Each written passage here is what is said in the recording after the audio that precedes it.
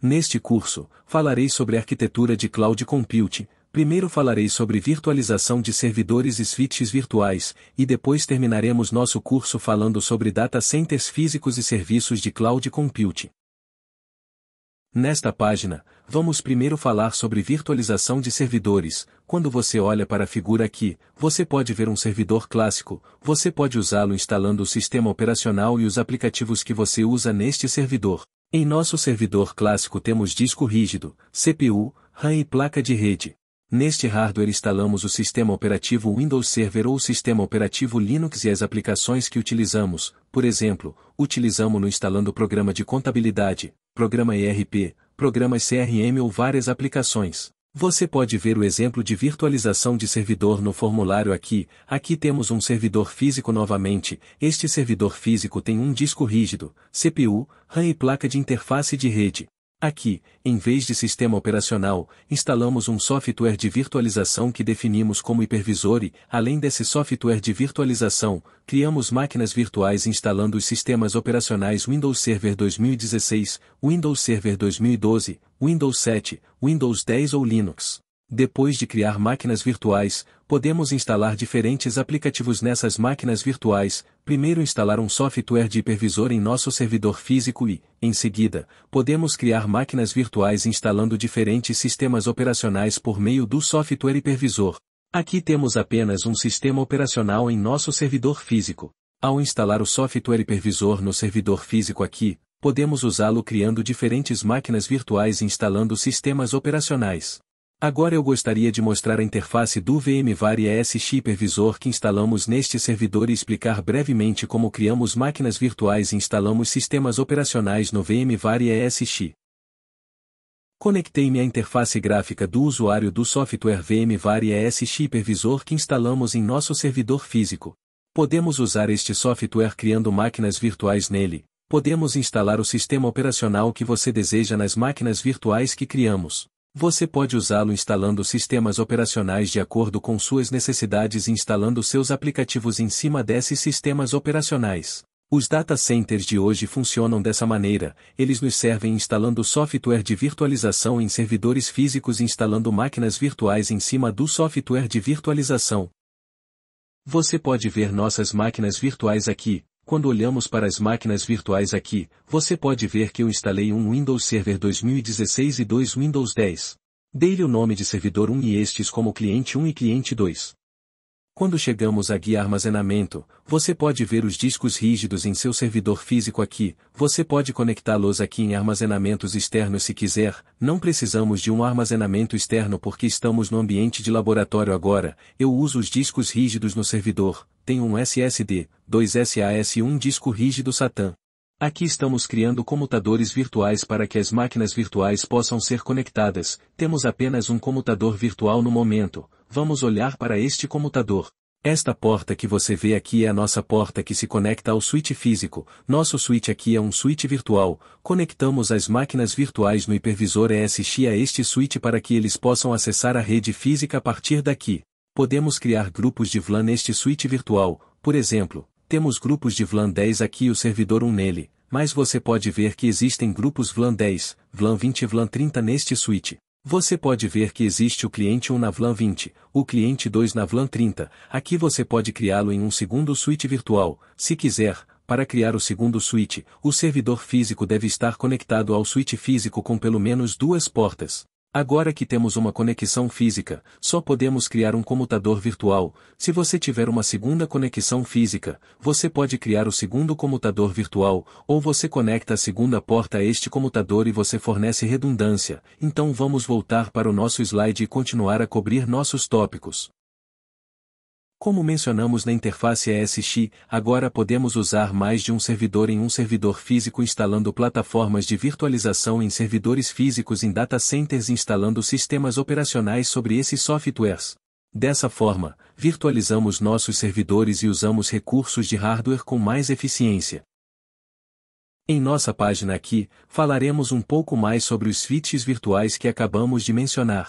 Aqui conectamos a porta do nosso switch físico ao nosso switch virtual, podemos conectar um ou mais. Em servidores físicos, geralmente há duas placas de interface de rede em padrão, você pode aumentar essas placas se desejar. Se desejar, você também pode fazer Ether Channel conectando as duas portas existentes em seu servidor ao switch físico, ou você pode usá-lo como uma porta de tronco. Você também pode importar suas máquinas virtuais para esses grupos de VLAN criando grupos de VLAN no comutador virtual aqui. Você pode usar os comutadores virtuais dessa maneira de acordo com sua necessidade. Vamos falar sobre data centers físicos nesta página. Como você pode ver aqui no data center físico, temos gabinetes de rack. Nesses gabinetes de rack você pode classificar nossos servidores de baixo para baixo ou de cima para baixo como quiser. Por padrão, geralmente existem duas placas de rede nos servidores. Conectamos essas placas aos switches que chamamos de TOR aqui. TOR é uma abreviação de Top Off Rack. Conectando a primeira porta do servidor à primeira porta do switch TOR e a segunda porta à segunda porta, fazemos backup da conexão de rede. Primeiro switch TOR, também fazemos backup de nossos switches conectando o primeiro switch de extremidade de rack e o segundo switch TOR ao segundo switch de extremidade de rack. Nesta figura, ele mostra o fluxo de trabalho em um data center virtualizado. O cliente quer uma máquina virtual, e nossa equipe de TI usa a interface gráfica do usuário e as APIs para criar a máquina virtual que o cliente deseja usando o software de virtualização no data center, e é assim que o fluxo de trabalho progride. Nesta página, vamos falar sobre serviços de cloud computing. A computação em nuvem é um modelo diferente de prestação de serviços de TI. A computação em nuvem geralmente usa produtos de virtualização, mas usa produtos feitos especificamente para computação em nuvem. Agora vamos examinar a nuvem privada dos serviços de computação em nuvem. Para criar uma nuvem privada, uma organização geralmente altera seus processos de fluxo de trabalho interno usando ferramentas de virtualização. Por exemplo, imagine que um desenvolvedor de aplicativos precisa de uma máquina virtual e talvez queira que essa máquina virtual seja iniciada e usada automaticamente em poucos minutos. Para que esse processo funcione rapidamente, a equipe de nuvem precisa adicionar algumas ferramentas e processos ao data center virtualizado. Por exemplo, instalam um software para criar um catálogo de interface de serviços em nuvem com APIs tanto da interface do usuário quanto dos sistemas de virtualização. Esse software de interface pode reagir às solicitações do usuário usando o software de virtualização com APIs para adicionar, mover ou criar máquinas virtuais. Além disso, uma equipe de nuvem de virtualização de servidores e engenheiros de rede pode coletar essas estatísticas de usuário para testar e adicionar novos serviços na interface do usuário e fazer atualizações de acordo. A figura aqui mostra o fluxo de trabalho na nuvem privada. Semelhante ao fluxo de trabalho que mencionamos em nossa página anterior, o fluxo de trabalho aqui prossegue da mesma maneira. Eles geralmente criam seu próprio data center usando grandes holds na estrutura de nuvem privada e permitem que outras empresas ou filiais o usem,